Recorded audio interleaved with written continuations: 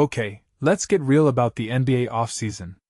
If you think this is just about free agency headlines and draft night hype, you're missing the deeper chess match happening behind the scenes.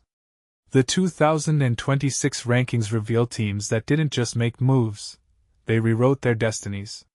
Let me break down why some decisions matter way more than others, and why you shouldn't sleep on teams flying under the radar. Buckle up. First, let's address the elephant in the room, the Oklahoma City Thunder. They're not just building a contender, they're engineering a dynasty in waiting. Trading away veterans like Dort and Wiggins? That wasn't a step back, it was a financial masterstroke. Saving $300 million in luxury taxes? That's not just about avoiding penalties, it's about flexibility. Think about it, by 2027 they'll have cap space to chase another star while retaining their core. And adding a Mara, a 7 feet 3 inches unicorn with defensive instincts. That's not just a draft pick, it's a statement. They're stacking generational talent with fiscal discipline. Now, the Toronto Raptors gamble on Kawhi Leonard. Personally, I think this is the most underrated risk of the offseason.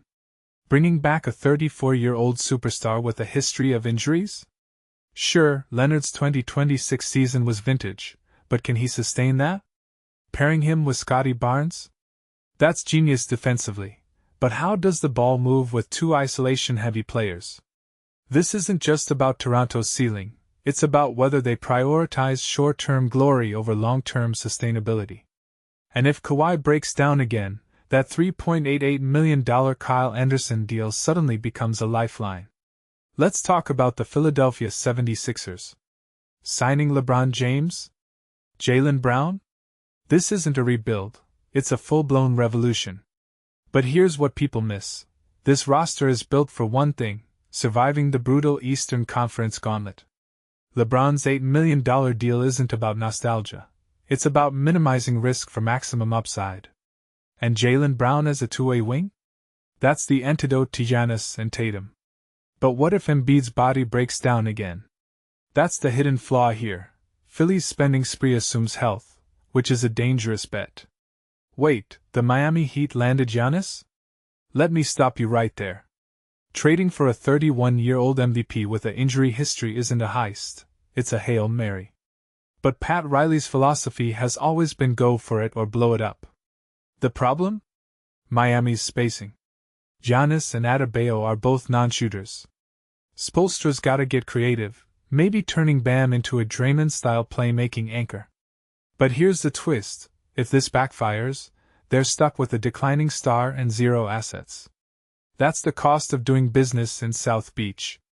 The Washington Wizards' tank-to-treasure strategy? Dibansa at number 1 was a no-brainer, but overpaying Trae Young? That's a red flag. Locking in Young for $212 million when he's 32 by 2029. That's not building around a cornerstone, it's mortgaging their future. And with the new lottery rules coming, their 3-year tank feels like a race against time. If Dibansa doesn't pan out? That's a lost decade. But the deeper story here is the league's growing divide, contenders stockpiling picks and rebuilders hoarding youth. The Clippers, with 9 future first-rounders, and the Jazz, with their Ainge family asset hoarding, are playing 4D chess while others scramble. And the Grizzlies? Moving on from Ja Morant was brutal, but their new core, Boozer, Grant, Stewart, is a defensive juggernaut in the making. So, what's the takeaway? This offseason wasn't about quick fixes. It was about teams answering one question: are you building a window or a fortress? The Thunder and Clippers bet on endless summers. The 76ers and Heat bet on right now. But in the NBA, timing is everything. And as LeBron's final chapter begins, Giannis' Heat era kicks off, and Dibansa's hype grows. I can't help but wonder, who's really setting up for 2030? Drop your thoughts below, because this isn't just about next season.